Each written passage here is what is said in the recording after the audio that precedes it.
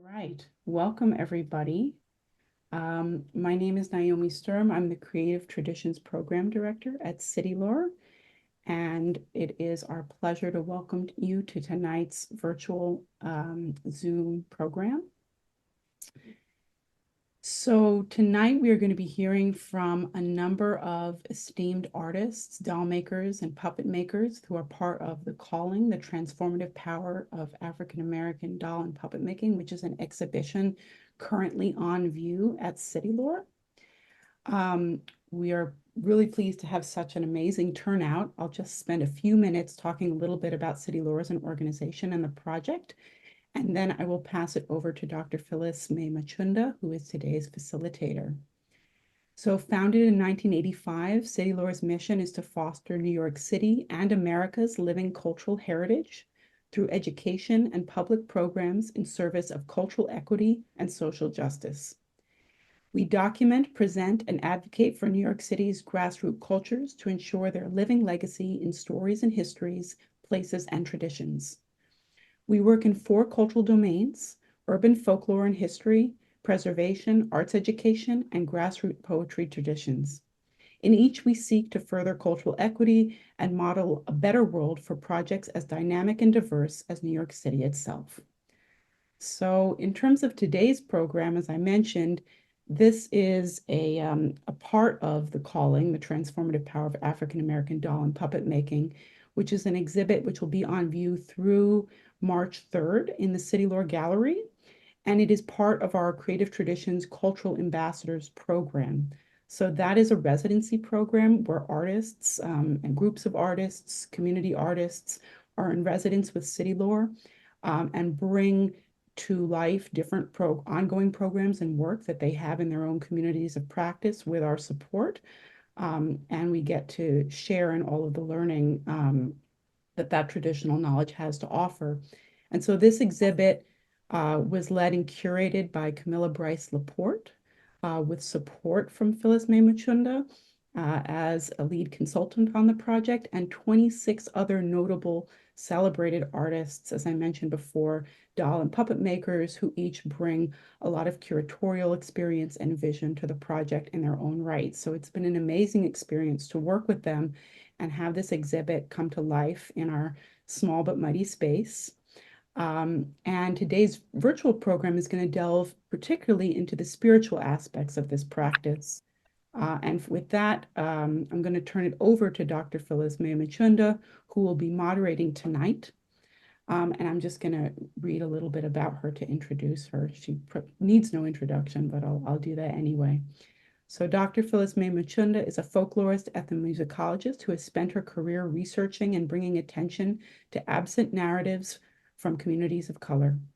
Prior to teaching for 30 years in Minnesota, she was employed as a folklorist curator in Smithsonian's Office of Folklife Programs and as a researcher for Smithsonian's program in Black American culture. Earning her MA and PhD from Indiana University's Department of Folklore, she is a curator of several multicultural exhibitions, including the online Notable Folklorists of Color for the American Folklore Society, and also the author of numerous articles. So I'd like to turn it over to Phyllis and say a big thank you to our audience, to our artists, and also to all of the wonderful City Lore staff who have helped to make today's program possible. Phyllis, take it away. Oh, thank you, Naomi. Well, I just want to say a little bit more about myself. I am a member of the board of City Lore, and I am the editor of the program book that accompanies this fabulous exhibition. So let me show you this. I'm hoping that you can order the book through the City Lore Gallery. It's called The Calling, the Transformative Power of African American Doll and Puppet Making, and it has the stories of the artists and photographs of their work. So contact City Lore Gallery if you are interested in that catalog. I want to thank City Lore co-directors Dr. Steve Zeitlin, Molly Garfinkel, Naomi Sternwey-Jasenge, and the staff of City Lore for all their support in hosting this talk and this exquisite exhibition, The Calling, the Transformative Power of African American Doll and Puppet Making. Now, I'm not a doll maker myself, and I've only dabbled with puppetry when I was a child, but I researched the aesthetic and creative traditions of African American women and children. In this program, I'm interested in how spirituality impacts the work of African American women artists through doll and puppet making. I'm beginning our discussion with you get it too good. Judy.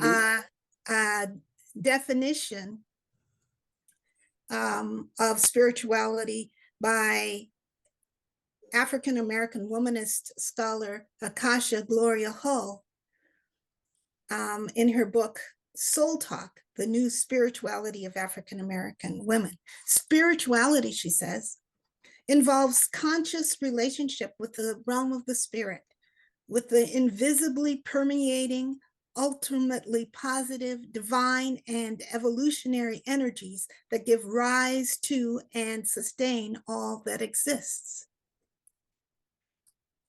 African-American educator Cynthia Dillard expands on this idea by adding, a spiritual life is first and foremost about a commitment to a way of thinking and behaving that honors principles of interbeing and interconnectedness. Spirituality can include religion, but it is broader than any particular religion. And in our exhibition, we embrace multiple religious and cultural orientations within the Black community in the US and the Caribbean. It is my distinct honor to introduce to the audience 8 of the fabulous African-American artists featured in the Calling exhibition. First, I would like to introduce Camila Bryce-Laport, doll artist, researcher, and curator of this exhibition at City Lore Gallery. She is currently research associate at the Smithsonian and has worked as a folklife specialist for the Library of Congress. She's been researching African-American cultural traditions for more than 4 decades.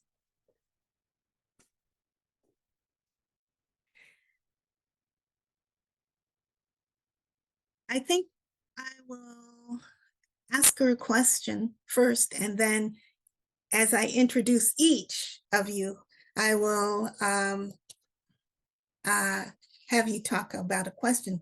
Camila. Yes. Hi.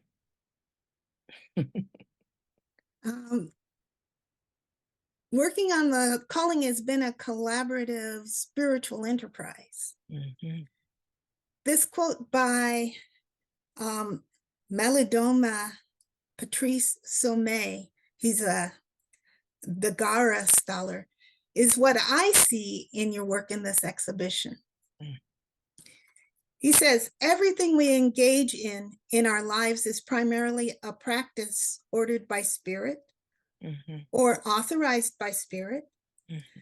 and executed by someone who recognizes that she herself cannot by herself make happen what she has been invited towards. Mm-hmm. How does that speak to your vision of this work? Our vision of this work. Well, I was trying to find some way to encompass, everything that we've gone through. I found a quote by Mandela on Ubuntu. And he said, you know, in the old days when a traveler came to a town, traveling through the countryside, he would come to a town and he would stop at that point without asking, the town would feed him. And this is the town that feeds you. So the food is not necessarily morsels of food, it's morsels of history and knowledge and caring. It's trust, it's respect. And so when I first got involved with doll making and I realized how spiritual it was, I wanted to surround myself with people who knew the story and who understand the depth of our spirituality and would respect it and teach me something new. I knew they could teach other people something new. So each one of the people involved here, not only the ones that you see on the screen, but all 26 are deeply spiritual people, and they are deeply connected to their community. So I can't tell the whole story by myself. 6 of us couldn't tell, but 26 of us can tell the story, right? We can hit everything, and it's a framework of our own creation. It shifts in some respects, but it always embodies self, community, history, and spirituality. That was a framework for this. Wonderful. Wonderful start. The next person I'm going to introduce to you is Francine Haskins. Francine is a fiber artist, a Washington, D.C. native, mentor to numerous artists. She is renowned for her quilts, soft sculpture dolls, note cards, and wearable art, as well as her children's books. Francine wrote a poem that we included in the catalog. And I wonder, Francine, if you would start by reading that poem. Actually, it was a conversation that we put into poem form, but would you share that and then expand on your calling? Okay. This came about as a conversation with Camila, Diane, and Paula Whaley at Paula's house. We were putting together the show, and Camila asked each of us what the calling meant to us. Unknowingly, she was typing it all in the computer, and later, what I'm about to read is what became my poem. The calling. The calling is like confirmation. I'm on the path is the goal. The calling is when the Creator is telling you in your ear, look that way. It's a purpose and a destiny. My art is what I do, but the purpose of my art is to teach. It's listen to how people say, not what they say. In my family, I'm different. Growing up, I wanted to conform to what everyone else was doing until one day I just said, I'm okay the way I am. I'm okay. And that became this poem. The calling for me came when I was a little girl, not fitting in with traditional, conventional things and trying to fit in, but one day just saying, I am who I am and I'm special. Because when we get that calling, it's something special. It's a gift from God. So I just started, I went on the track to do what I'm supposed to do. And then at one point I said, I'm gonna do what I do. So I quit my 9-to-5 and became I didn't become an artist because I was always an artist, but I start trying things to see if I was really an artist. And the journey, it's been almost 40 years, has evolved into the doll making. It didn't start out that way. One of the things that I associate with you is the work to revitalize and maintain this long-held artistic tradition. And you've done that through mentorship. And you've done that through your own creativity and supporting others and doing that work. And it seems like there's a spiritual component in that. Many times people ask, how do I do things? Where does it come from? I was born with it. It's the spirits, the ancestors that talk to me. It's the stories I heard as a little girl from my aunt, my mother, my father's family. And I remember everything, so I won't forget anything. So I go back into my memory and pull it out. And like Camila said, we can't do this by ourselves. That's one thing that I've come to know. We are a collective, we are a community. We learn by ourselves, but to put everything together, pull it off, make it grow, make it expand, we need each other. And this group is like-minded people. And this is my tribe. You know, we have different tribes. This is my tribe. And I need to share what I know in order to get back more. All right. Thank you. Judy Boldon Bain, I'm so glad to meet you finally. Your mic is on. You need to unmute.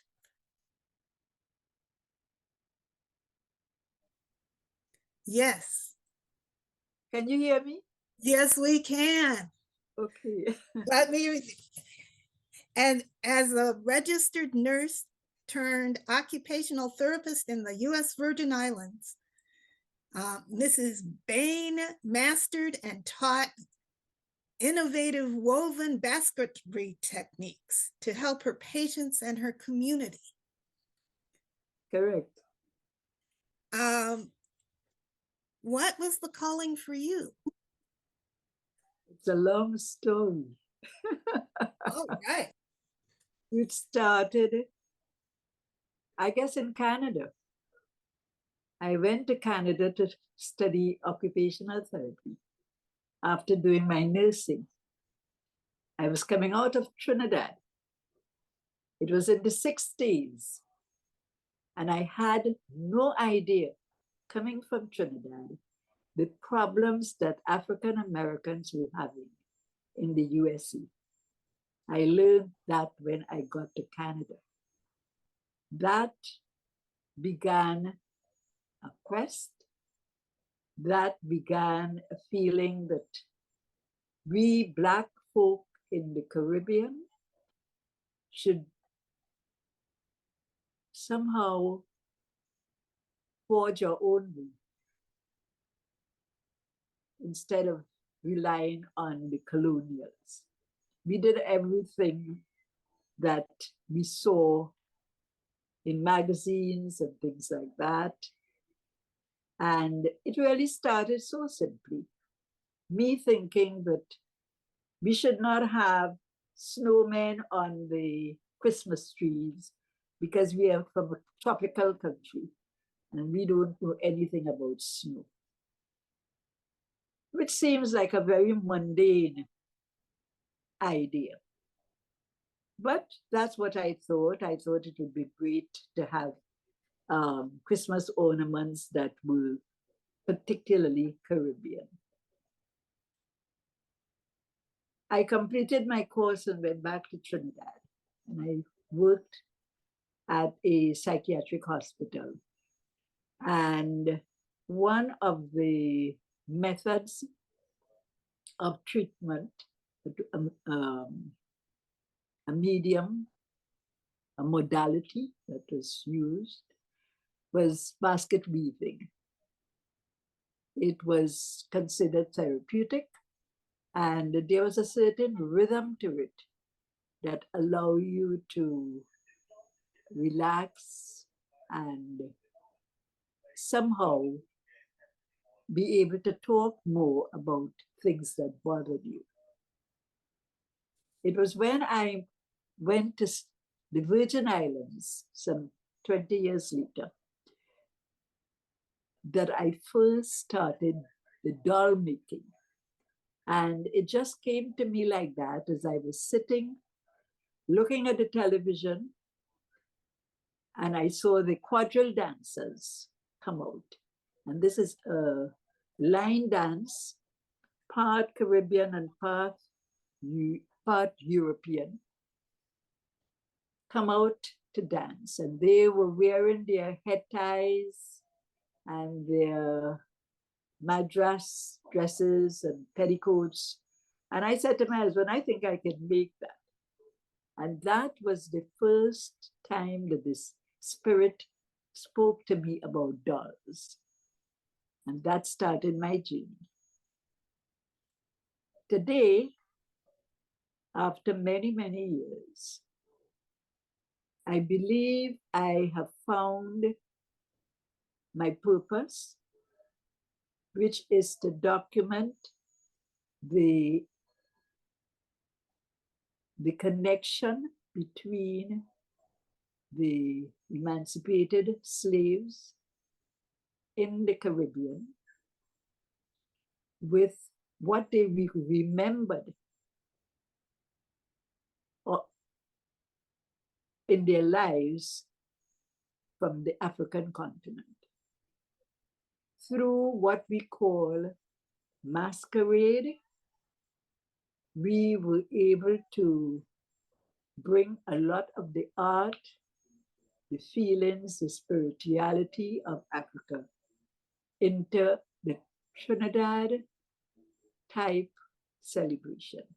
It is not the carnival that we see now, but the Camboulet, which is the old-time carnival that we still celebrate, which has a lot to do with the resistance,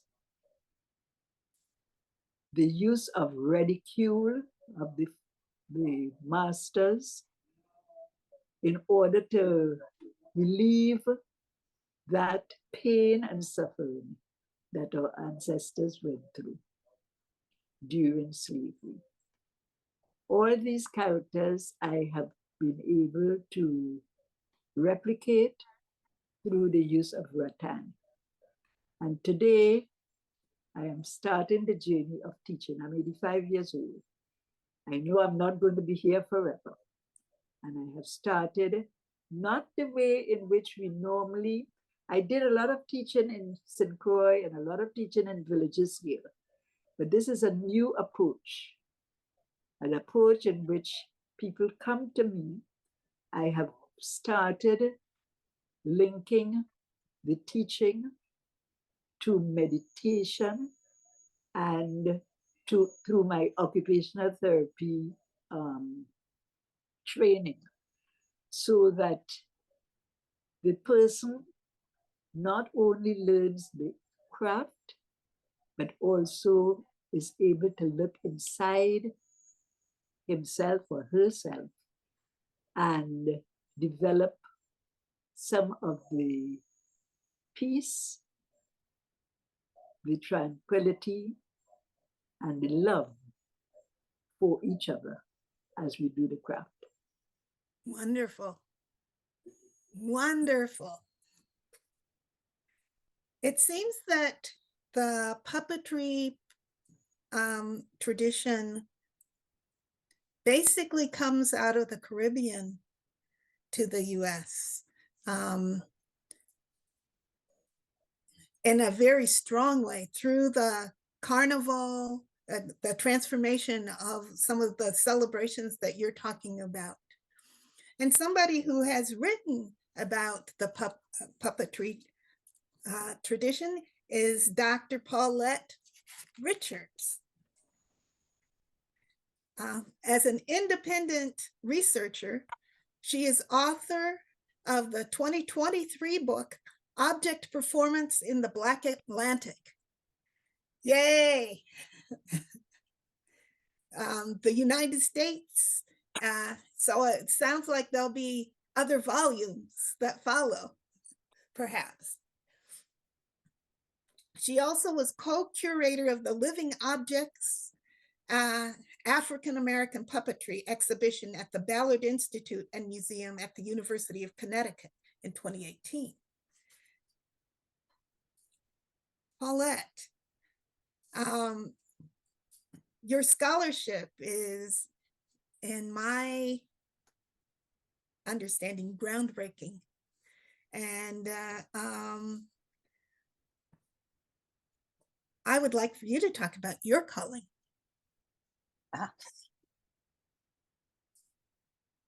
Would you like me to talk about my calling to make dolls and puppets, or the calling to do the research to write about dolls and puppets? Well, you could link them. Okay. I guess that I became interested in writing about dolls and puppets because I was making them, but also already in this conversation, we've been talking about community and finding your tribe.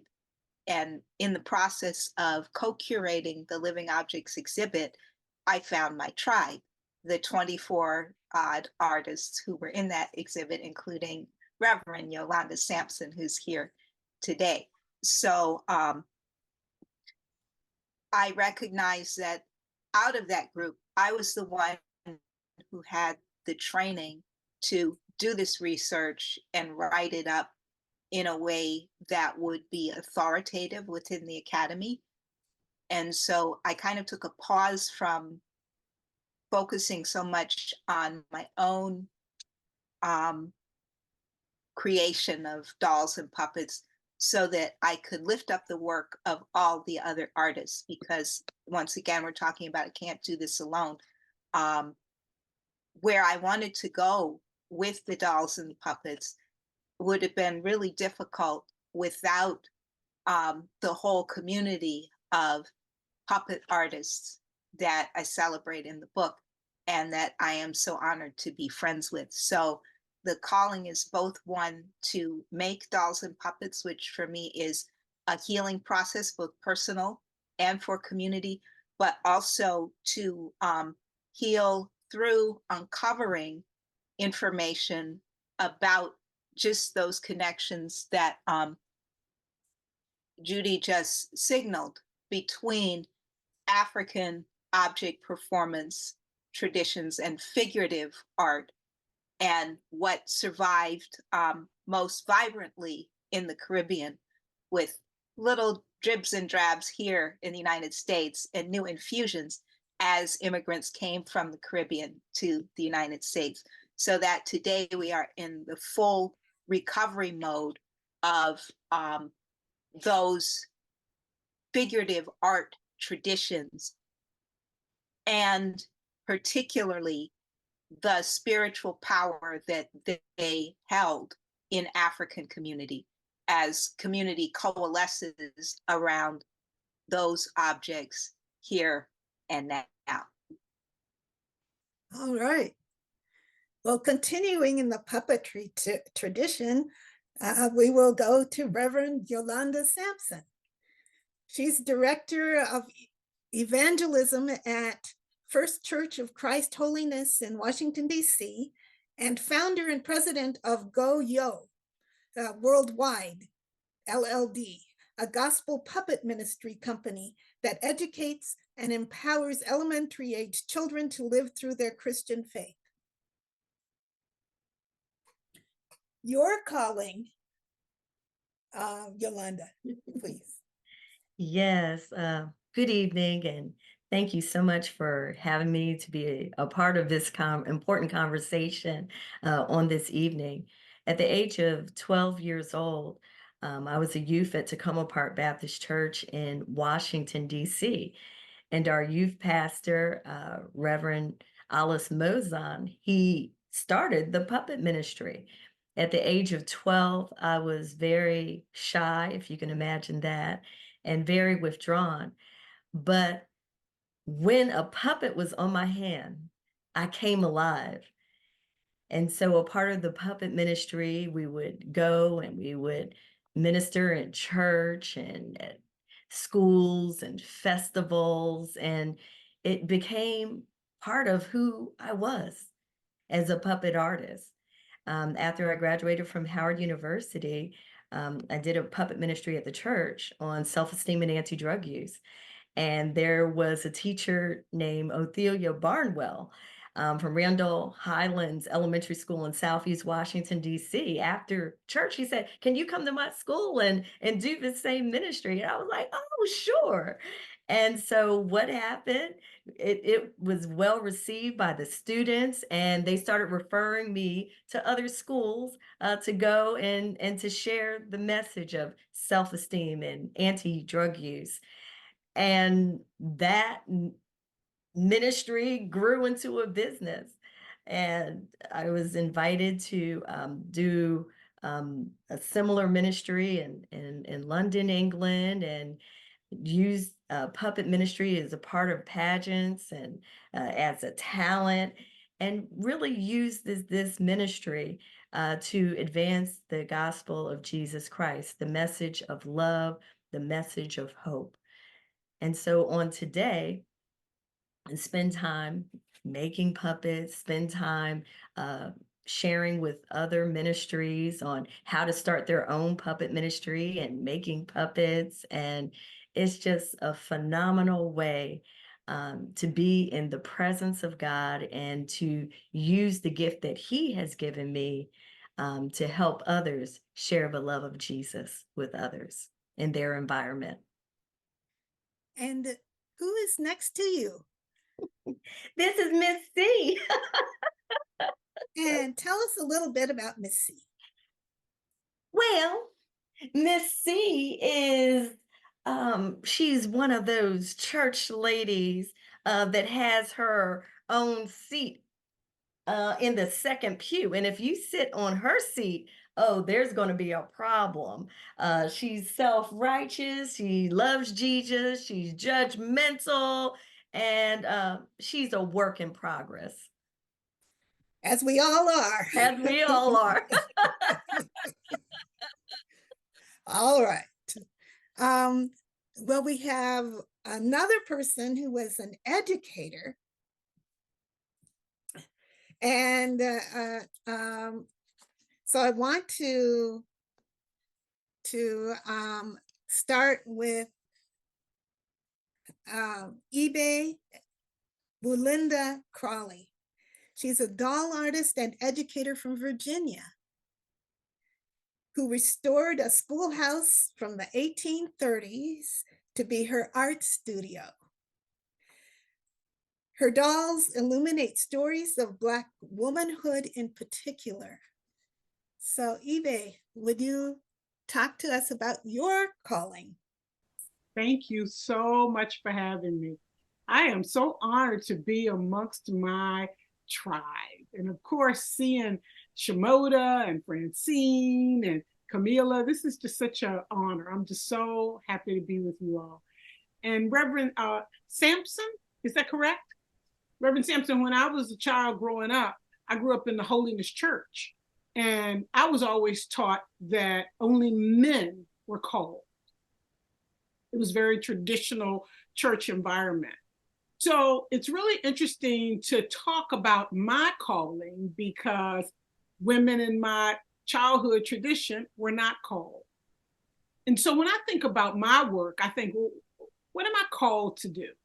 And certainly I'm called to make art, but I'm also a storyteller, like you, like all of us. You know, I'm telling the story of, and I love children. So I love working with children. I love working with seniors. And one of the things that I do with people all the time is I ask them, what's your story? And I know that everyone has a story and everyone gets excited when it's their time to tell their story. So I feel like that's the first part of my calling, is to create a platform for others to be able to share their stories. And I actually don't call myself a doll maker. I call myself a sculptor, because as a history teacher, I was working with a gentleman, and I said to him one day, we don't do enough with African Americans and women in the teaching of American history. And he said to me, well, what laws did women create, or what parts of the government did they build, or what monuments are there to African Americans? And I realized that there was this formula for being included in American history and telling the story of America that I never knew about before. And at that moment, I said, oh, I need to make monuments. And so that's where I started, was making monuments. And not only do I make stone monuments, I use hard sculpture, but I also use soft sculpture. I love cotton. I love fiber. I love fabric. I love being able to assemble an energy. And so that's my calling, is to be able to create monuments that tell stories, and dolls just happen to be one of those. And I call them soft sculptures. That happens to be in my toolbox. All right. All right. Thank you. Thank you. Well, our next person is Shimoda Donna Emanuel. She is a native New Yorker who is a doll maker, an author, a jewelry maker, as well as a businesswoman, owner of Shimoda Accessories. Several of her books address self-care for caregivers. And Shimoda, that calling is so important. Would you talk about that? Whew, yes, it is very important. The reason why I wrote that book is called Sacred Stitches, The Art of Caregiving, Tips for Stitching Yourself Together When Caring for Someone with Alzheimer's. My mother, who taught me art, both of my parents were into art. So she had Alzheimer's, and it came to a point where I had to take care of her.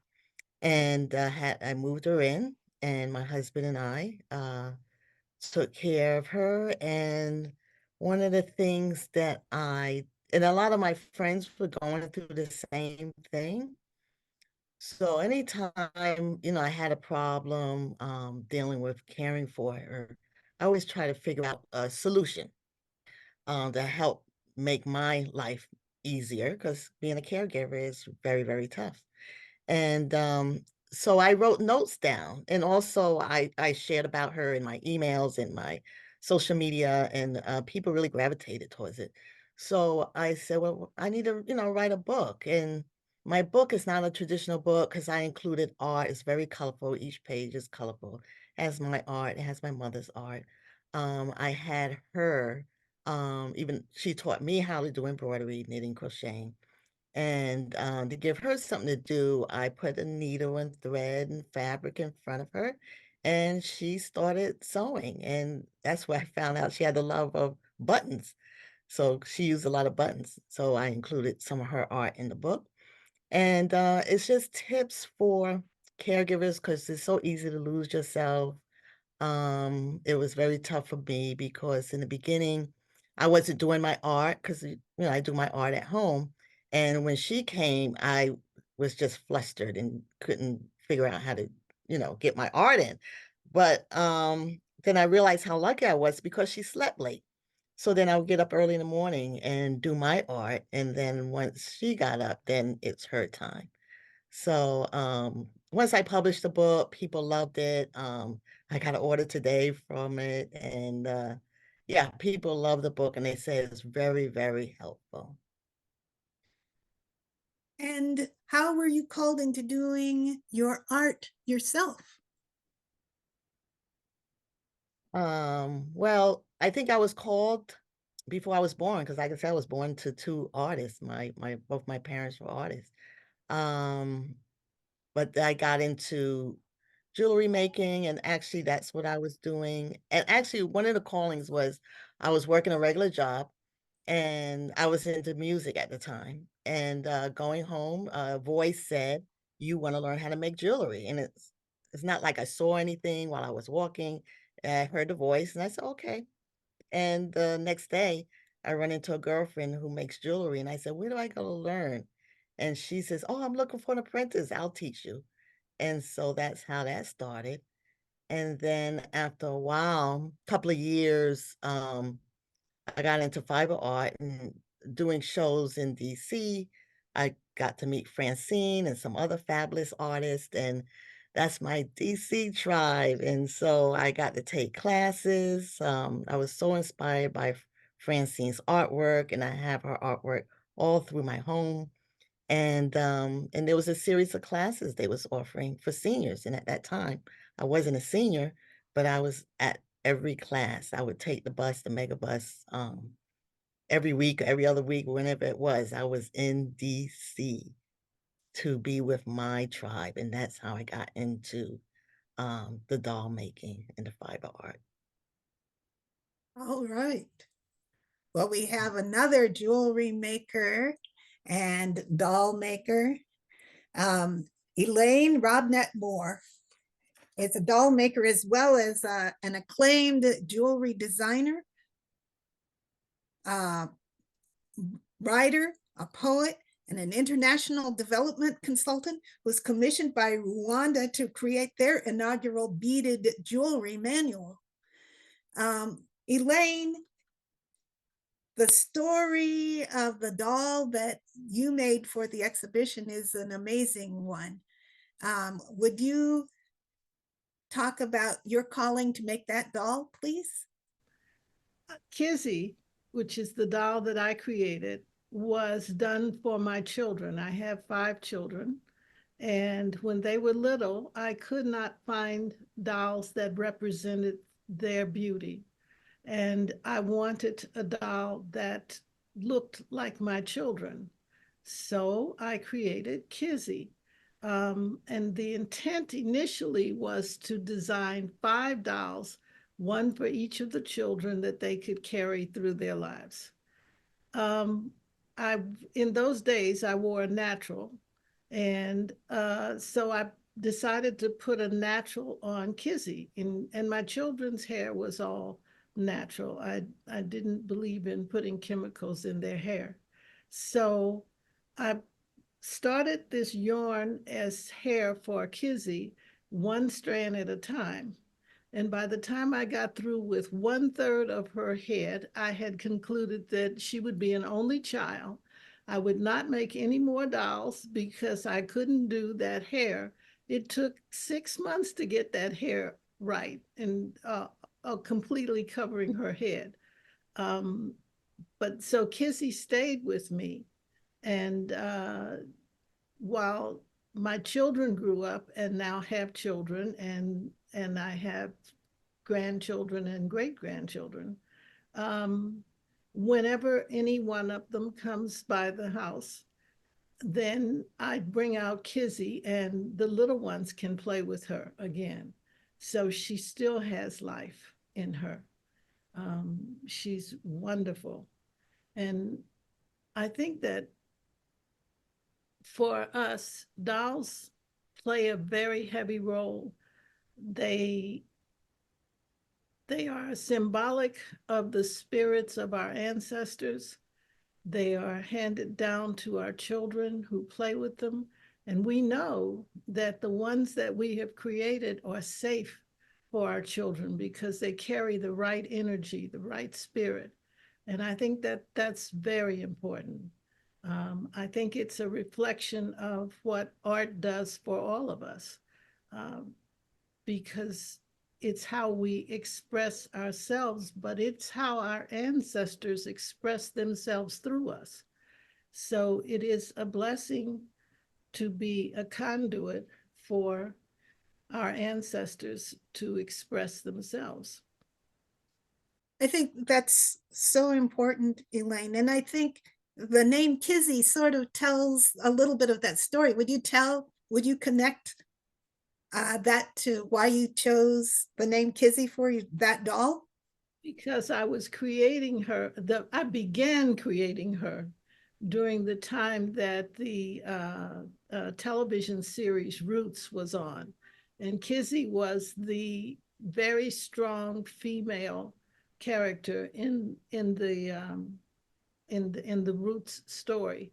So that's where Kizzy got her name from. All right. The question, I'm going to open it up to all of you to start having a conversation. For what purposes are your dolls, puppets, and other artworks? We've already sort of laid out a few of those purposes. Camila calls you as doll and puppet makers, storytellers. What stories are you telling? What stories do you think are important to tell? I'd like to start just by saying this, that one thing that I do with jewelry now is to teach globally. And what that does is empower women. And that's what dolls do for me, is empower women, enable them to recognize and respect their own creativity, their own joy, and to have a method to release their own pain. And that's a very important thing. And art is very healing and therapeutic in that respect. So that's what I think. Camila. I make dolls that sort of more in line with what eBay does. My dolls are the women of resistance and rebellion during the age of slavery. They go straight up the Atlantic. So they are women who've either led rebellions or participated in rebellions, particularly in Latin America and the Caribbean. Harriet had a lot of sisters, Harriet Tubman. And there were no great rebellions, no great wars without women. Women were either at the helm or they were in the background. And I try to celebrate that. The other thing is that these women not only had a strong sense of self, they also had a strong sense of their own spirituality and their self, I said that, their self-worth. And the dolls are made specifically for young women. I want them to know that America could not have happened without us. And the concept of freedom happened because of us. So that's why I make my dolls. Francine, you do dolls of, you've done a doll of a homeless woman. Why did you choose that story? I actually started doing my art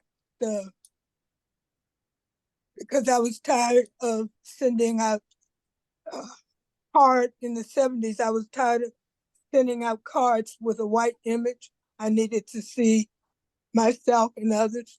And that's how my art started. And the images I was doing daily life of Black people, all kinds of Black people from the diaspora. And as I started evolving, someone asked me, did I do dolls like my characters? So that's how I started doing dolls. I didn't really have a lot of dolls. When I was growing up, I had a lot of white dolls because that's all that was around when I was growing up. I did have Patty Joe and Benji, which I don't have today because my brother wanted to see how it was put together, so he tore them up. But I'm doing images of people I walk down the street to see. I'm telling that story. I'm telling stories that don't get told in detail. They might get told with a general brush, but I like to go and do details that someone will say, you have that bracelet right there. You know, they find stuff. They find a lot of stuff. So I'm also collaging with fabric, collaging with paper, picking stuff up off the street, repurposing. I find that the more I embrace who I am, the more my art develops, and I can't stop. I can't sleep. You know, I'm always thinking. but it's my reflection of what I see every day. And the homeless series, I did paintings on the homeless series because that's what I was seeing where I was working every day. You walk past and I speak, they speak. They're people. They're people we know. They're people we know.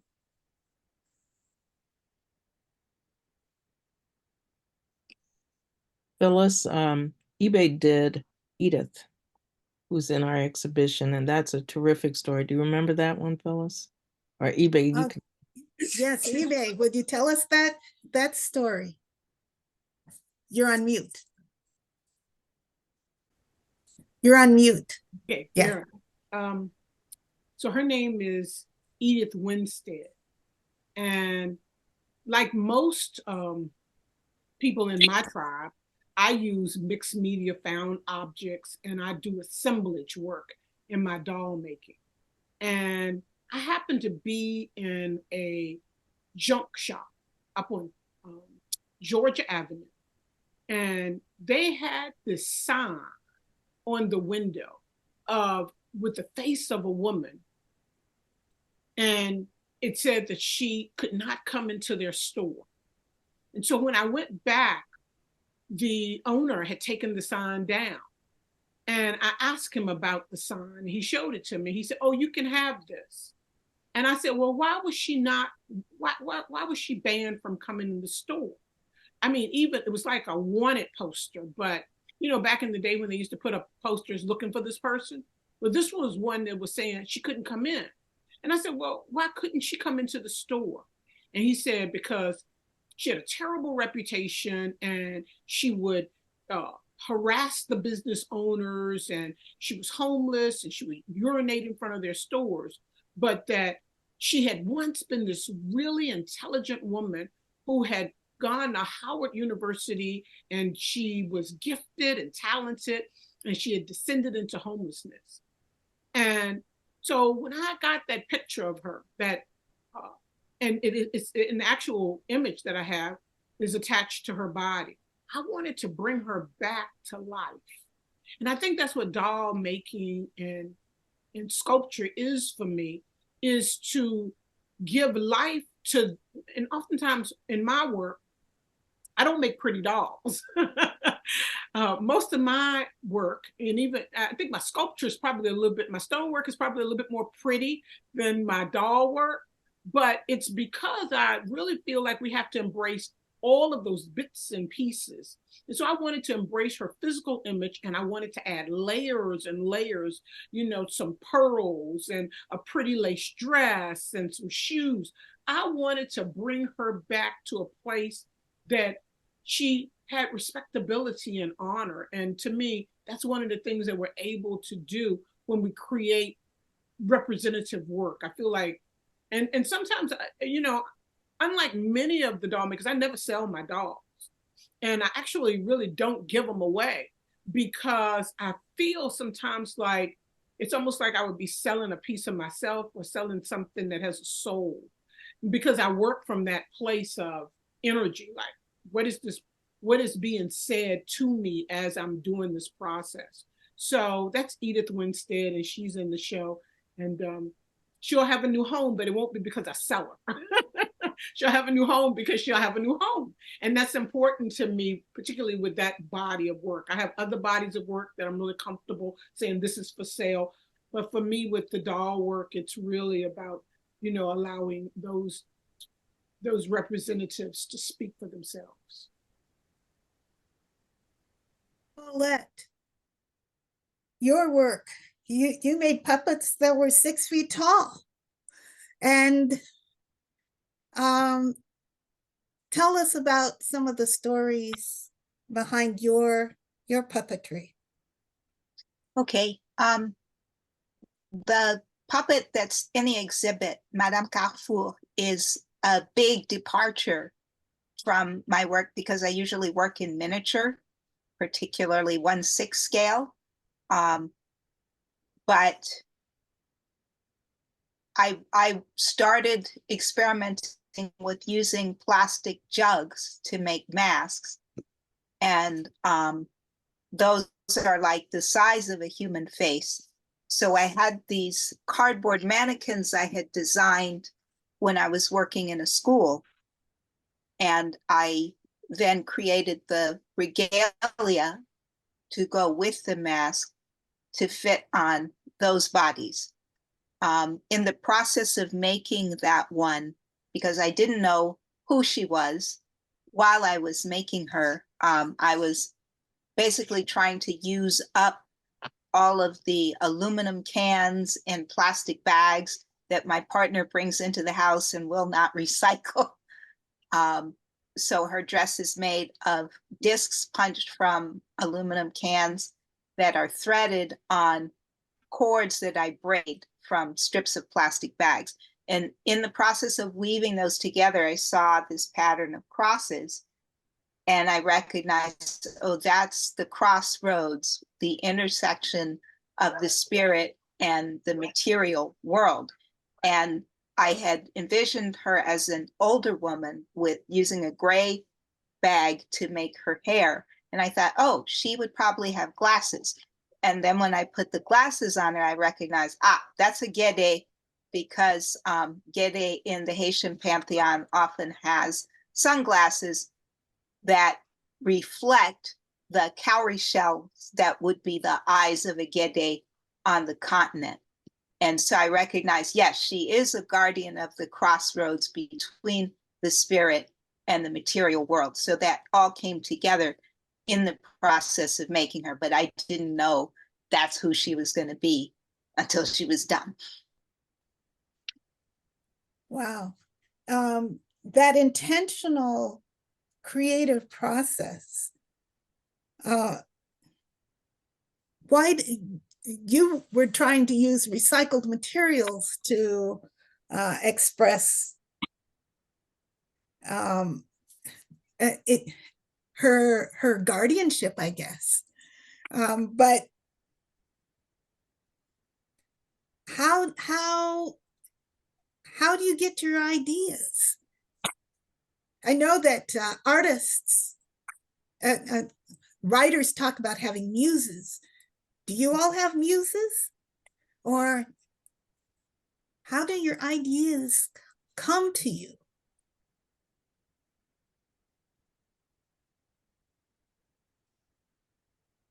Anyone? I'm sitting down at my desk with all my materials around me. And I really don't have an idea what it's going to look like if I'm working on a doll. I just start manipulating. I usually use felt. I start with felt. So I usually manipulate the felt and then maybe cut out a figure and just start sewing different materials, some stones, some cowrie shells, buttons.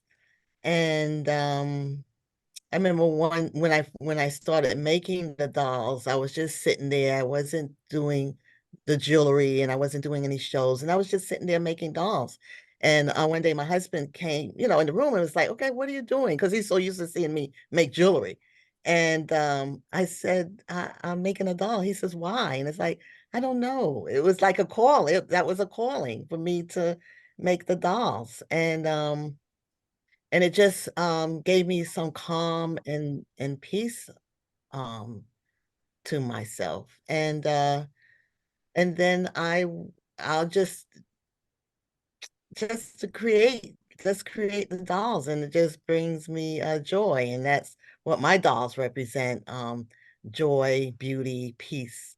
And that's what I want people to see when they see my work. Oh, all right. How did she come up with the concept of goddess, calling them goddesses? How did I come up with the goddess? I think they told me. I think a doll told me. Yeah, because it wasn't like I was at that time reading. It just came to me. A lot of things just come. They just come. They talk to me. So that's that's how it got to be a goddess.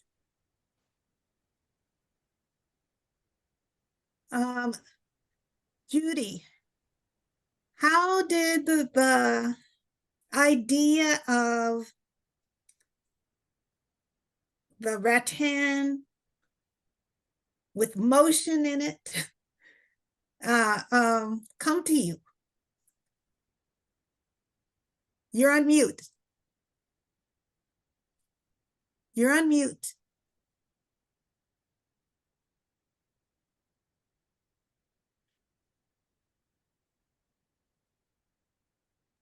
Okay. Yeah, I have been using rattan as a medium of treatment over the years. But my challenge really when I started doing dolls was to be able to use the rattan to create almost sculpture.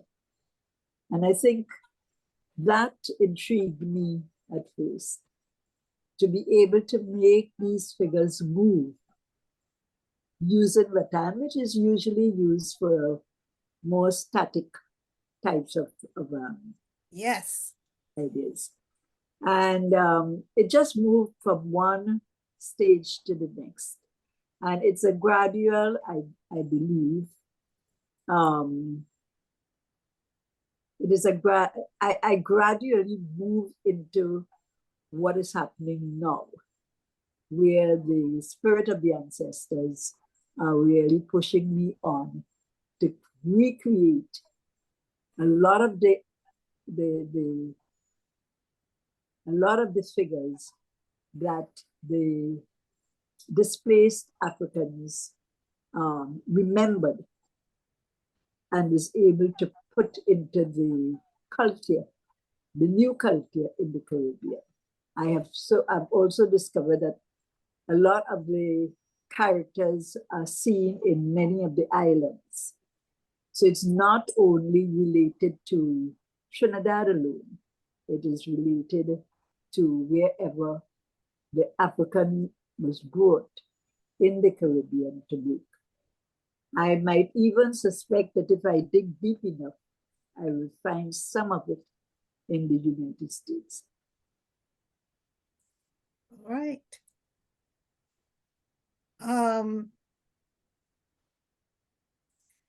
You touched on this a little bit, but how is making Black dolls and puppets an expression of spirituality in your own lives? When does the spirituality enter your creative processes, and how does it manifest for you? What does it look like? Yes.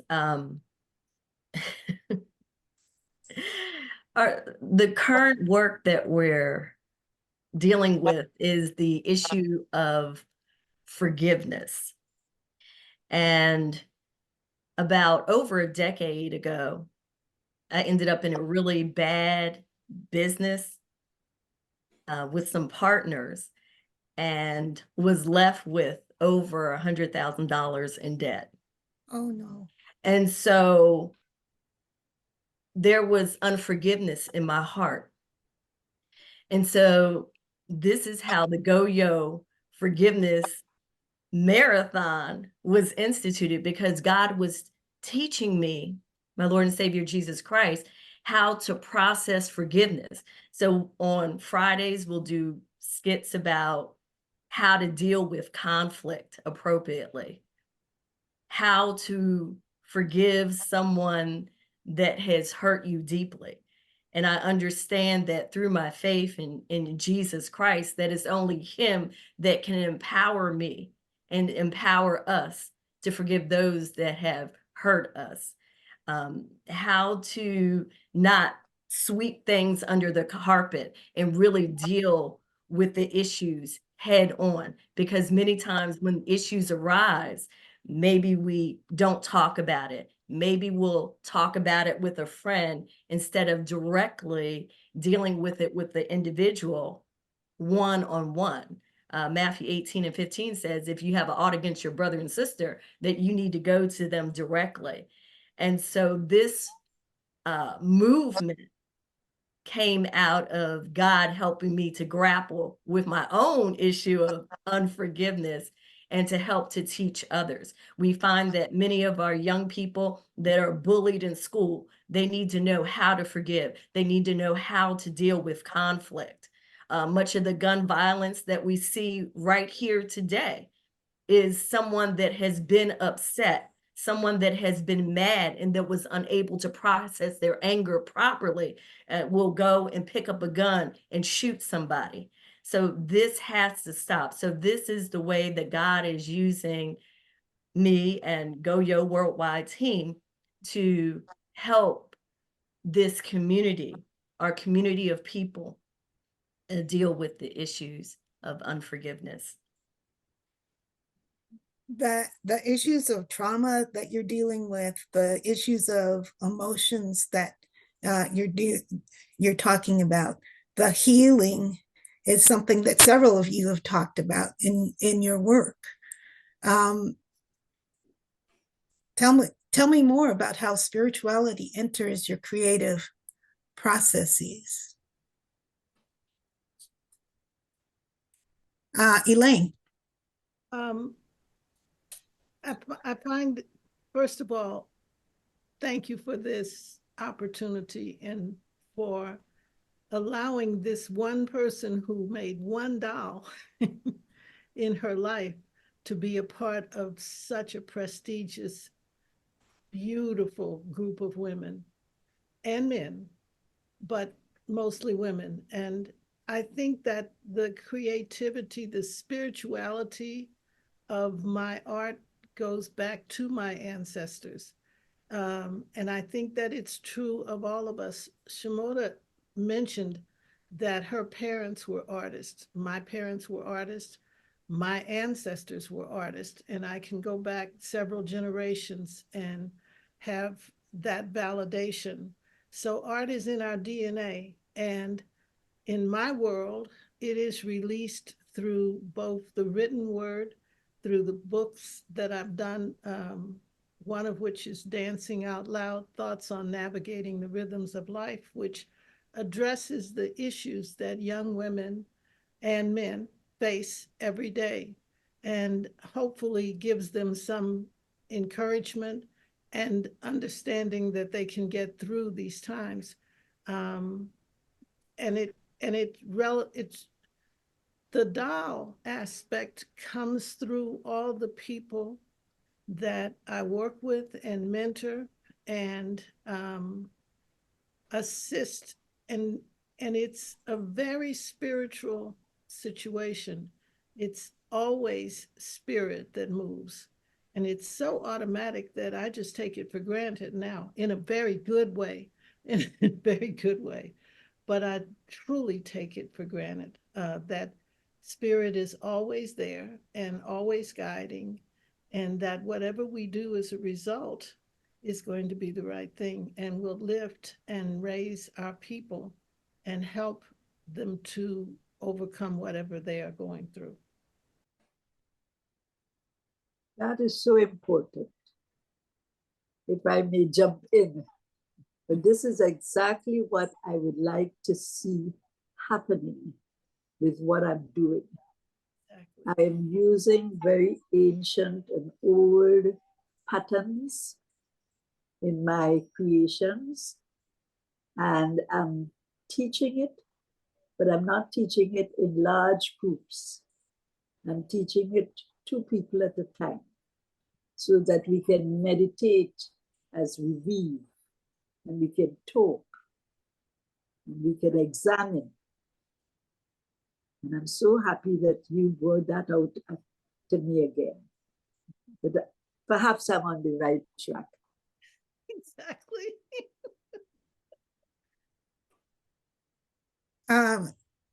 Anyone else want to contribute to the conversation right now? Eve. I wanted to chime in about how we began our work.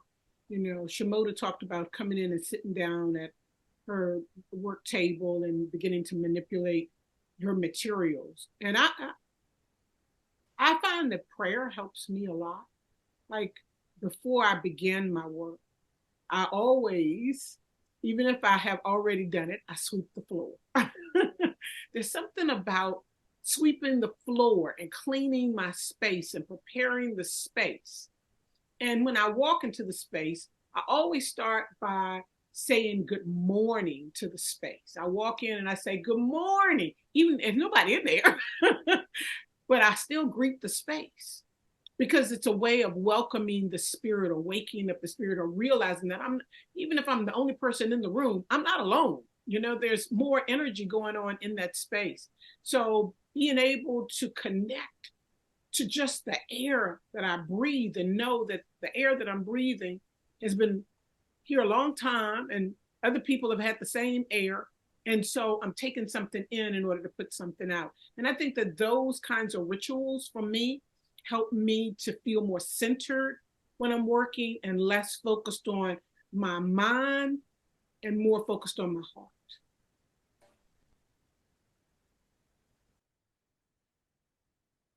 Can I say something about that? Yes. There was a time where, you know, I was making the jewelry and doing a lot of shows and I got burnt out.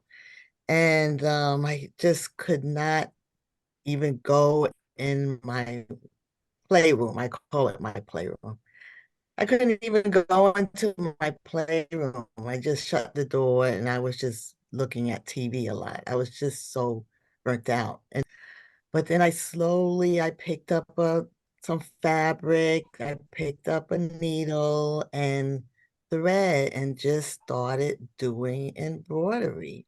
And that really brought me out. I it's like I had to stop making jewelry. I just was burnt out from that. But since my mother had taught me embroidery, it's like, let me see, you know, what I can make from this. So that really, really helped me bring me back to art. So for me, it's just very, very healing.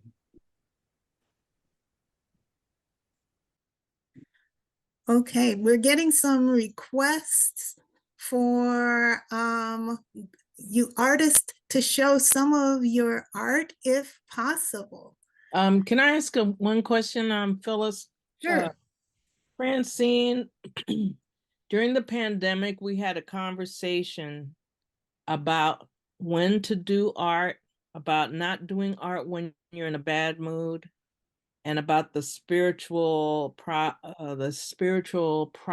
of the dolls that you're making. Can you elaborate a little bit about that? I realize, I always say, you really know that you're doing what you're supposed to do with your art when you can see yourself in your art, Yeah. the figures. And sometimes in doing dolls, when I'm sad and I look at the face, I can feel the sadness in the face. So Yeah. I kind of smile to fake, to make it look not sad, but happy, or not happy. I mean happy. But what I realized, I have the same face, but it's different because it's all my emotions, what I might be going through. I might be stressed when I'm doing something. So one doll may look a little stressed, another may look a little happy. Yeah. And that's all that energy that is going into the dolls. I love textiles. So I might, in my later creations, I start with the textiles. I'll put them all together. I had something here, but it's not really together. So I'll put things that will make a nice pattern on a doll, and then I'll create the doll. You know, I might find a piece of metal in the street and, oh, that's going to be a mask or a mask on the doll. The materials, I talk to the materials, the things I love that people probably think, why is she picking up that trash? You know, many times I'm walking down the street and I see something in the middle of the street and I let the cars go by. I act like I'm waiting to cross the street, then I run out to get it. and bring it home. My back porch is full of stuff that will eventually go into something else. Talk to trees, you know, like eBay. I say thank you every morning. Just before I came on here, I listened to my music and I was like, you know, just getting ready to talk. I'm not a real talker. Unless you know me.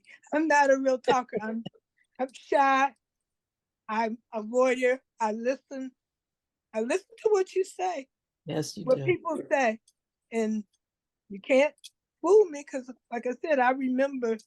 I can give you dates of stuff, and all that goes into my art.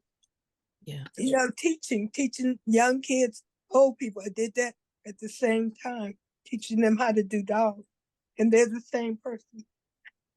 The young kids and the old people are the same person. But it's my life. It's who I am. I can't be anybody else. My mother realized that. My mother was a school teacher, English teacher, discipline, this, that, security. You got to have money in the bank, blah, blah, blah. She realized, I'm going to just let this child do what she's going to do because that was my calling. Yeah.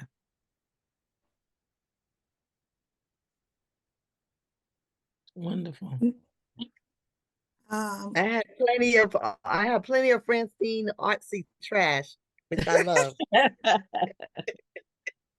All over her house. I love to. Would like. I want to say also, excuse me, I want to say that it's also the sense of community that makes such a difference. Yes. Yeah. For such a long time, I felt so isolated. Like I was doing this thing and it was this weird thing and I didn't have anybody to talk to about it. And it just didn't make sense to other people. I was kind of like the oddball. One day I saw Francine walking up the street and I remembered her. And I remembered that she did art. And I parked my car and I ran after her. Because I wanted to be a part of a community. And I think that that's what is the beautiful thing about the City Lure Show is when I walked into that space that night that we had the grand opening, and it was wall-to-wall people. Everybody was there. There was so much energy in that space. And all of a sudden, it was overwhelming. I felt so connected. I felt so much a part of something so much bigger than me. And I just think that that's the beauty of finding your tribe, of doing your work, is knowing that even though you might be different, you're not alone. You know, there are other people who are trying to do. You don't have to explain what you're thinking.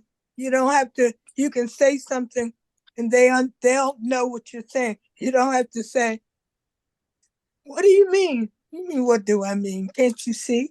You know, don't you hear? Yeah. And the shared, that shared commitment to the community. I watched with Yolanda firsthand when she got her calling for the ministry. We were sitting next to each other in choir. Now, we never stopped talking during choir. So we were always in trouble. But I remember she said she was called to the ministry and that it wasn't just like around the corner ministry. She was called to go to California. We were wondering, how's this little girl going to do this? Next 4 years, she came back and preached at the same church. And the same youth group that she learned puppetry, she led and made a huge difference in a lot of young people's lives. I watched her follow her calling. I watched her become this Reverend Yolanda Sampson. I'm seeing it with each of you, but with that one, it was amazing. I watched the Holy Spirit descend on her at the pulpit. I was like, is that the same little girl that was sitting next to me? She followed her calling and her commitment to her. And it wasn't easy. It was not easy, but she did it. I remember she told me, she said, the devil's after me. You don't know, but she did it. It was amazing. It was amazing. And it's the same thing I see with each of you. When I met each of you, it was like, oh my God, these people are doing the same thing, differently, but the same thing. So sometimes it's in the process that it strikes me that they're doing this thing. And sometimes it's after the fact when you see the finished product, or when I go to your environment, like when we walked into eBay's. Remember when we walked into eBay's? That was like, okay, we're home. Yeah. Yeah. You know, everybody else was out. It was us. It was us. It was us. And she nailed it. And on top of that, she was at the James, the confluence of the James and the Appomattox River. You know how much history is right there? You could feel it. And the the punto, the final point is there was a woman, one of our doll artists, Jerry Hubbard, right? Oh, there's your Jerry. Oh. Jerry, May Francine 10th. introduced me to Jerry. She said Jerry has to be, this was for when we were going to the Library of Congress. I think Jerry was sick. And then, but she came. And then when we took her to the Slave Museum, and she said, I know what you're trying to do. She said, oh my God, you've got to meet eBay. And the day she decided to transition, we were at eBay's house with Francine and Julie. And that moment, I'm sure when we opened up that car door, she said, okay, you guys got this. And she transitioned. She'd been waiting. She called me from the hospital, say, go meet eBay, go take care of this. It was an amazing moment. So I'm just saying that from each of you, I can feel, I know when I'm hearing the spirit, when you're telling me, you know, Mrs. Bain is saying, I'm out here to save my people. I believe her. When Miss Elaine says, I can feel the spirit through the stone, I believe her, right? Or when Paulette said, oh, you know, what was she said? I'm an animist, or whatever it is she's feeling about her doll, this doll that she didn't know she was creating, Madame. It was a major statement about Black women and the environment. It was a right on. It was not just about the spirituality, but our care for our environment. There's something traveling throughout all of us that we're painting this picture about our sense of social responsibility, our connectedness to the spirit, which is so huge, and our ability to tell children and the rest of the world about us and about the goodness of something that's much bigger than ourselves. Does that make sense to you? Absolutely. Absolutely. We have a couple of artists who were not featured in this event, but were going to join us, I think. Can that happen right now? Naomi? So Phyllis, actually the two who volunteered to do that were not able to. So Oh, okay. they're not, they're here in spirit, but they're not here right now. So maybe you want to continue with some. Okay. All right. Yeah. Well, one of the questions that we got from the audience is, do any of you teach classes of your doll art or jewelry? And I know that some of you do, so please speak up. Are they going to come to Trinidad? Well, maybe. It would be a lovely trip, wouldn't it? Okay, so Judy Boldon Bain does in Trinidad. I'm teaching a class at Montgomery College starting in February on designing jewelry, and I'm going back overseas to Malaysia and to East and West Africa to do some teaching in May. I'm going to Senegal, but I teach. So yes, I do teach. I love teaching, and I teach in my studio. individual classes. And Judy, I'm coming down to you in Trinidad and learn from you.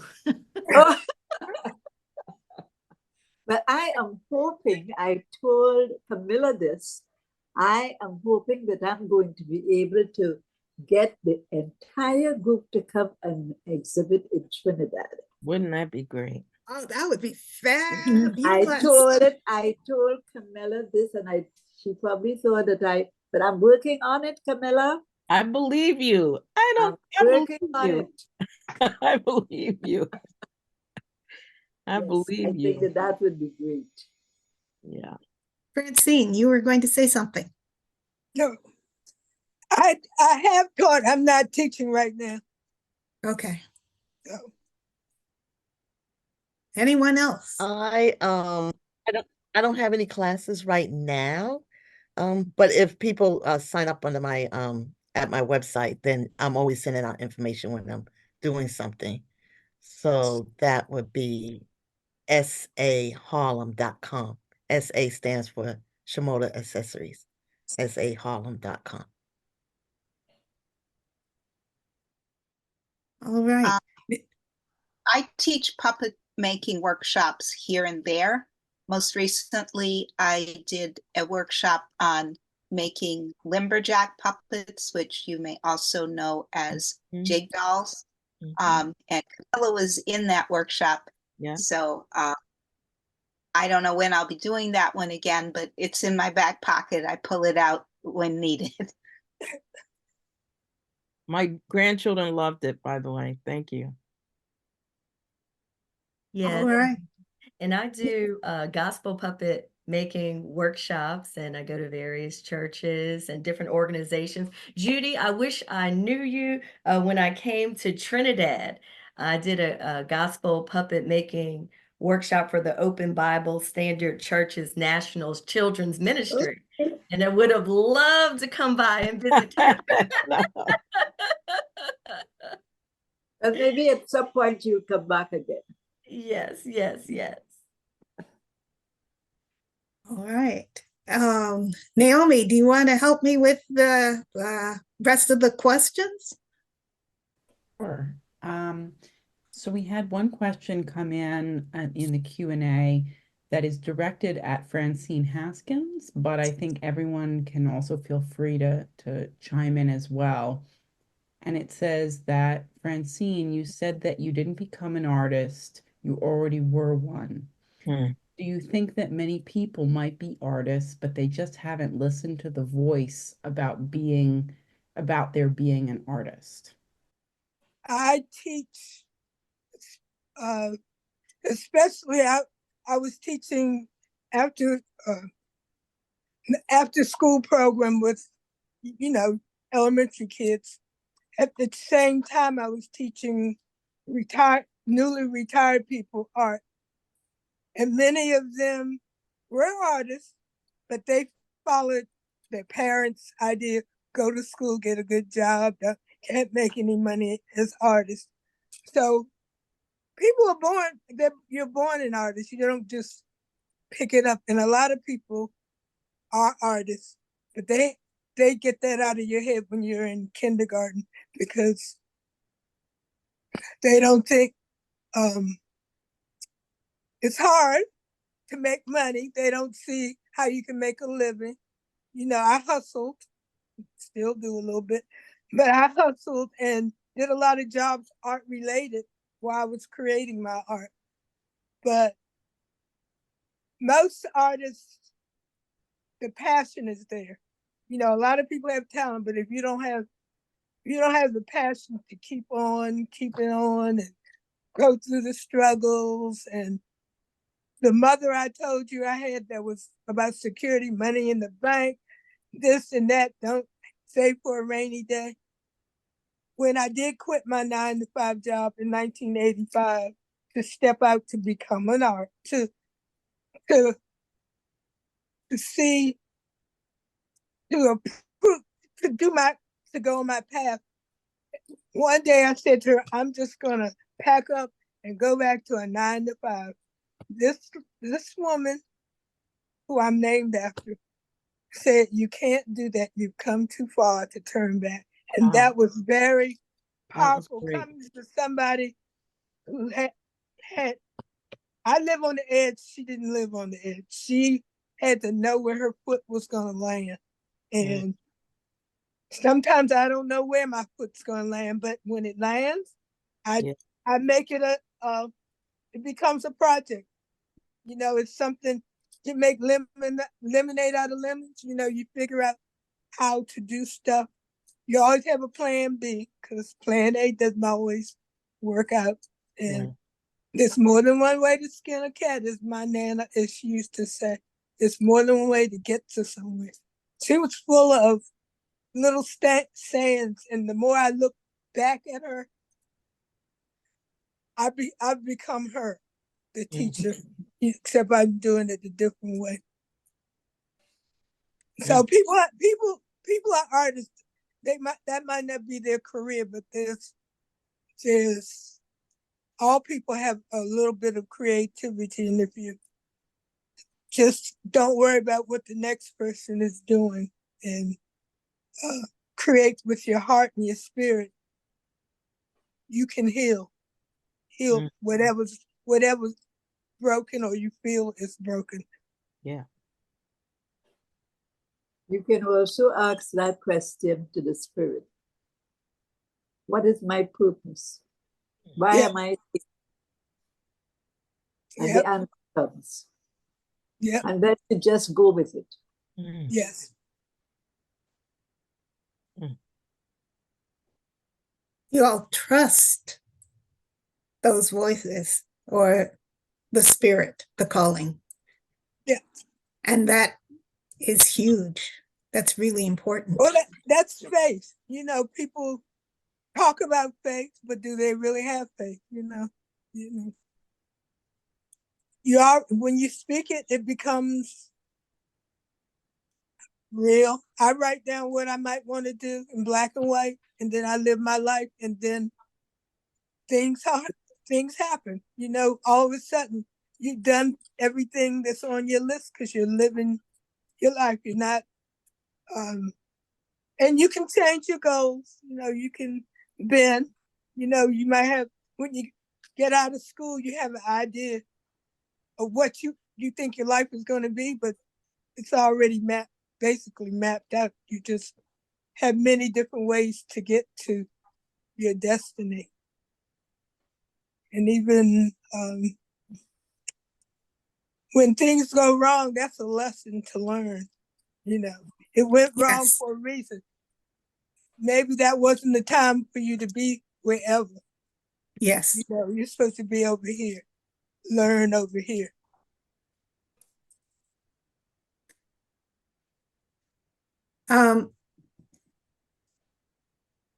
One question is, what is next for you as artists, healers, and teachers?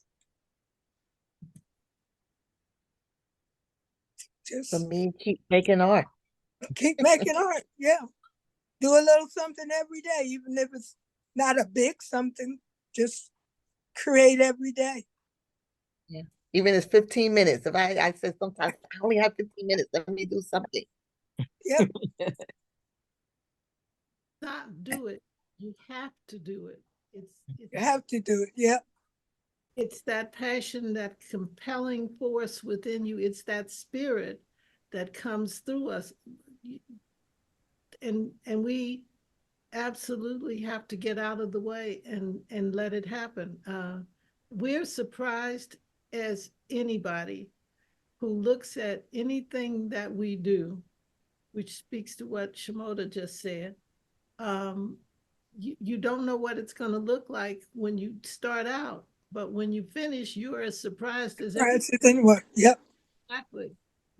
Because it's not us, it's just coming through us. Through us. Yeah. We just have the sense enough to be open and allow it to come through. So we are getting numerous demands for you to show us some of your creations if you can. These are particularly for people who are not able to come to the exhibition. They would like to see some of your work. And Yolanda, you have a piece standing right by you, Miss C. How did you make her, Yolanda? How was she made? Oh my goodness, she was made with felt and googly eyes and foam, and we were able to sew that together. And her mouth is made out of cardboard and foam and felt, and just had a good time making her. Wanted for her to have her African garb, and took some African material and was cutting and gluing and putting everything together, and she's just one sassy lady. Yes, she is. Back of her, can you hold her and turn her around? Oh, Oh boy. yeah. Oh, look Honey, she working it. Look at that. Look at her hair guard. Woo! Wow. Somebody said, wow. That's right. eBay, I see a doll in the background. Actually, this is Miss Jerry's doll. Oh, Jerry. Oh, Jerry Hubbard. Jerry Hubbard, and she make, oh my gosh, she always had beautiful arms and legs and hands. And hands, and she would sign her pieces. And so when she was sick in the hospital, she had a big box of body parts, things that she had started. And that was one of the things this is one of those that she shared with me. She gave me, quite a few unfinished pieces. So I added hair, and this is my son's hair, and, and Jerry always said she never did really great with faces, but she started this face, and, I said, yeah, girl, I can live with you. So she hangs out in here with me most of the time, but I don't have any of my work in here because it's not my workspace. People in the audience have talked about Jerry's spirit being here, and Jerry's spirit was here. Oh yeah, and I have to tell you that I'm in a show right now at the National Museum for Women in the Arts, and before I got that show, Jerry told me, she said, you're gonna get a show here in the National Museum for the Women in the Arts, and I did. I got that show, and just last week I heard her say to me, you need to be getting your work together because you're going to have a big show. And that's how she used to talk. You're going to have a big show. Yeah. And I said, okay, I can work on that. So sometimes, listening to spirit is just hearing those voices that you've always heard that give you that encouragement and that belief that you can continue to do the work that you're doing. So this is Miss Jerry's doll. All right. Thank you so much. Francine, you have dolls right there. Yeah, in the back. Oh. Old people.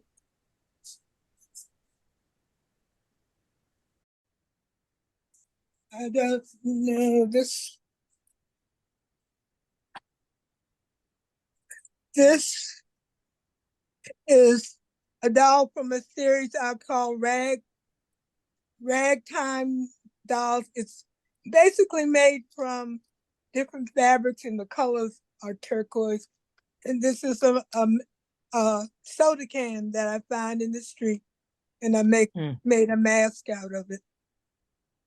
I did a group of these. I started this series during just before COVID. And I would just use different, this is a pillow doll. Wow. Made from a hat that someone. Can you bring it over to the center, Francine? Yes. Yes. It's made from, this was a hat that I split down the bottom and stuffed it. It's some scraps from the Molly, Brenda Winstead, clothes designer. So it's a pillow, and I do profile. I do many kinds. I do big dolls, little dolls, many kinds of dolls. One day I woke up and they called me the doll lady. I didn't know. I didn't realize that.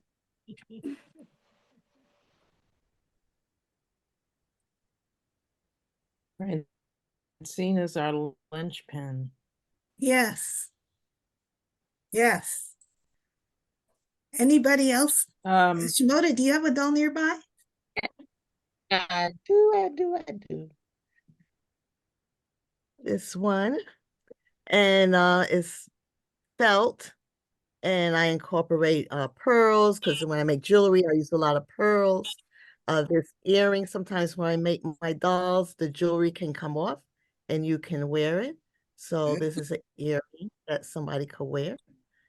I did the peyote stitching here, and this is I knew peyote stitching before, but I took a class with or I was her assistant, Joy Scott, phenomenal artist in Baltimore. She's absolutely amazing.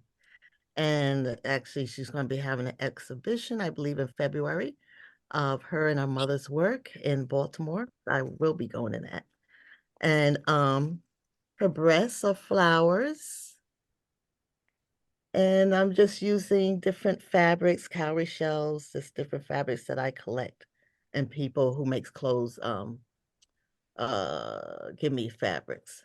So I do embroidery. There's embroidery here. I do embroidery on it, and this is the back. And I'm always inspired by what Francine does. Yep. So, you know, I look at different elements that Francine does on her dolls.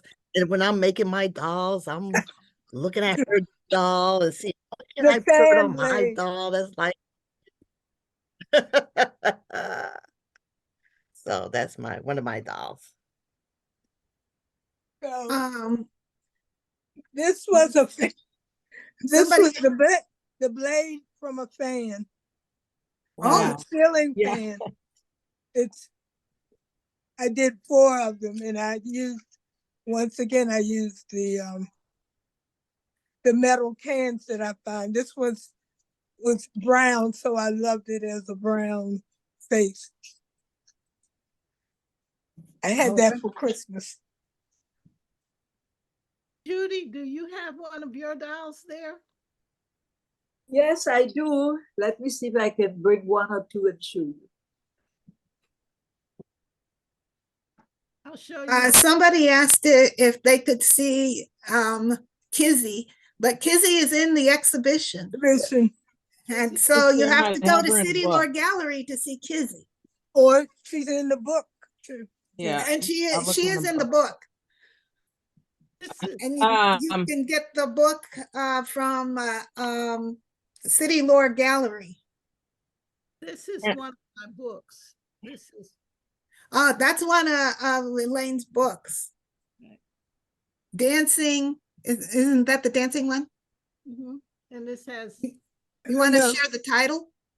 Dancing Out Loud, Thoughts on Navigating the Rhythms of Life. So. All right. You can see we also have several of the artists' books for children and for adults in the bookstore at the City Lore Gallery. Now, this one is the one I did with Dancing Out Loud, the quotes from the main book. So. Okay, this is. Oh, okay, Judy. I don't know if you're seeing that. Oh. This was done to commemorate 9/11. I actually did it on 9/11. I call it a Paradise Angel. And my husband was in the air on that day, coming back from California, just in Crawley. I was happy to hear that he was at the wrong airport. So that's my Paradise Angel. And then I have a series of course, hanging ones. And as I said, okay, this is a dancer. You all have hooks and can hang as a Christmas ornament. This one is a borriquite. It sort of commemorates the Spanish peasant in the Caribbean. And this one is the Midnight Robber. And again, this has something to do with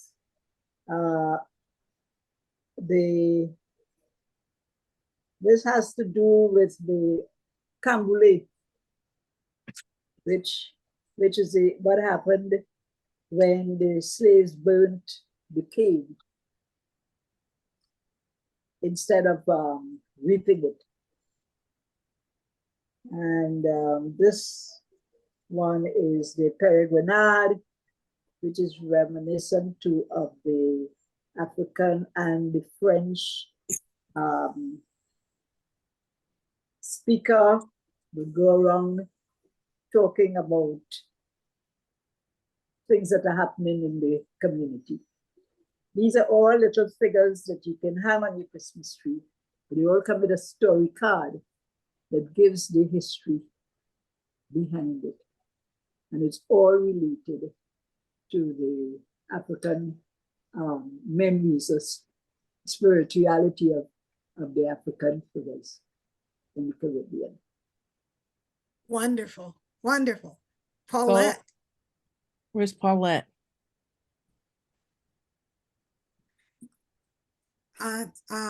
Yes, talk about your puppet. Yeah, so this is a hand puppet that I made at the O'Neill Theater Center. There's a national puppet there every year. It's very competitive to get in. So I felt really fortunate that I got in, and I got to take a workshop with Lisa Lichtenfels, who is a noted doll artist.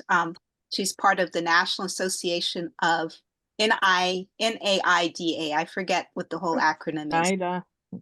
Yeah, but she taught us this technique for soft sculpture dolls, and I'm going to put the face up close so you can see that it's needle sculpted from a nylon stocking. Mm. Wow. Yeah, but the hair is my own technique. These are twists. I twist the strands and then I wrap them on straws and pour boiling water on them, run them through the dryer to get natural texture hairstyles. Is that yarn? Yes. Mm-hmm. Yes. Wonderful. And then the outfit, her name is Phyllis G. Washington, and she is an executive coach. And in this workshop, each of our characters was set up to take a mugshot because we were all in jail for some reason or other. And Phyllis was in jail for driving while Black in Forsyth County, north of Atlanta here, because she had gone to work with a client up there and the police didn't believe the Benz was hers. Well, There you go. I think our last one will be Camila showing one of your dolls. I want to show you this one, another historic figure. Elaine told me the story of her ancestry. She's a descendant of Alexander Dumas. And a beautiful family, beautiful history. But the person that captured my imagination was Alexander Dumas' grandmother, Marie Cassatt Dumas, who is from West Africa. And Elaine said, you better make me a doll. So this is her doll. This is the beginning, this is the beginning of her doll. This one is made with usually I work with air dry clay. I'll show you. Let me see if you can see. This is when I start to feel it. This one is based on the legend of the hurricanes. The legend is that the hurricanes are that they're women, African women calling their children home. And so when you hear of a hurricane like Marie or Irma, it's a hurricane. It's somebody calling their children home. So she's starting to sing. This one is made with air dry clay and with, and I wrap her body. Her body tends to be long because I put a big skirt on them. The ones up here are finished. You can't see them. Those are done up there. But I have a couple that I'm working on, including Madame Dumas. And she'll be, now when I get to this place, the material, you had asked the question, when does the spirituality, it's not in the material. When I get to the face and the body, when I get to the head, now this is when it starts for me. The advantage of the air dry clay, I don't have to put it in an oven, but it requires a lot of work. After I shape the face and I get the expression that I want, then I have to gesso it and sand it until I get a porcelain finish. The one that's unfinished in the back, that's the maker. She's going to be a maker like us. And it's taking me a while. She's got a nice finish, a good gesture, but I have to clothe her. And I have to really think about that because I want her to represent, I want her to represent us. So for the fury or for the hurricane, the same thing will happen. After I get her sanded and she's all even, she'll sit here for a while until I decide what her clothing should be. She's now telling me some stuff, right? And Madame Dumas is I wish you could see her close up, but she's talking away. Beautiful. Just like Elaine. so she'll be on a cone doll, and her hands, remember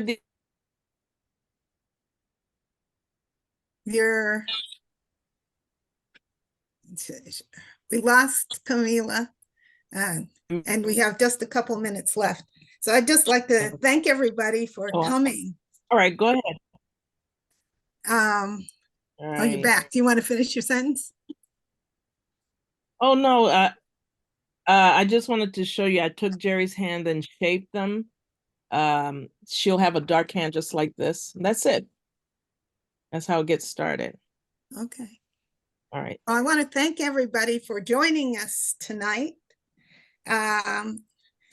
We have just touched the surface of African-American spirituality and doll and puppet artistry.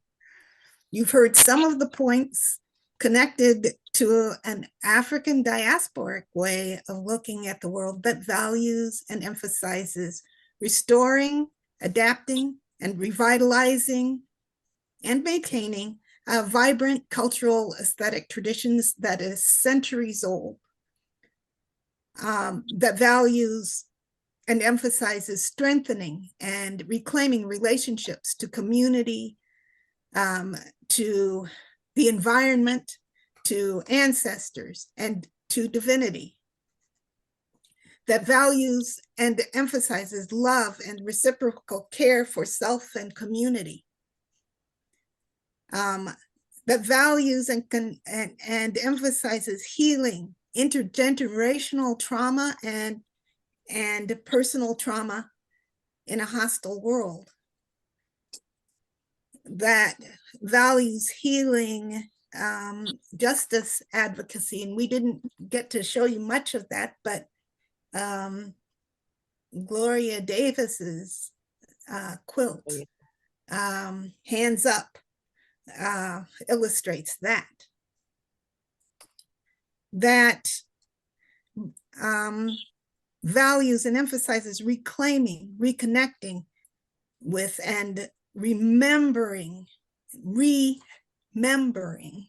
community knowledge and history, that values and and emphasizes building a sustaining vision and skills for future generations.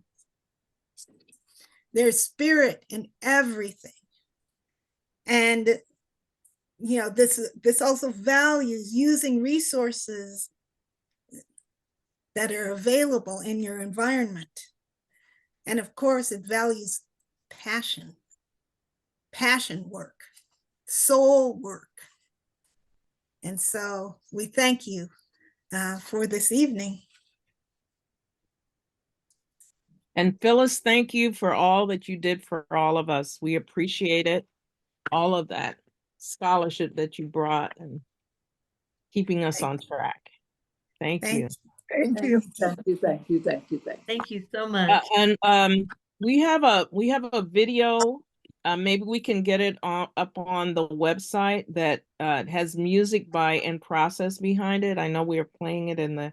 Maybe we can do that on the website. You can see people's work, or really get the book and come to the gallery. Thank you, Naomi. Thank you, Naomi. Thank you, Naomi. Thanks to you all. Everybody. Thank you, Naomi. Yeah, you got Judy. You and Eva got Judy here. Yes, Yay. thank you to Finally Eva did it. as well from our staff who helped me. We're all behind each other, right? And she helped me to be successful on Zoom today. So a big thank you to everybody. And yes, please do visit us at the City Lore Gallery on First Street on the Lower East Side. We're by First Street and First Avenue, and the gallery will be open and up with this exhibition through the 2nd of March. So you still have some time to see the artist's work.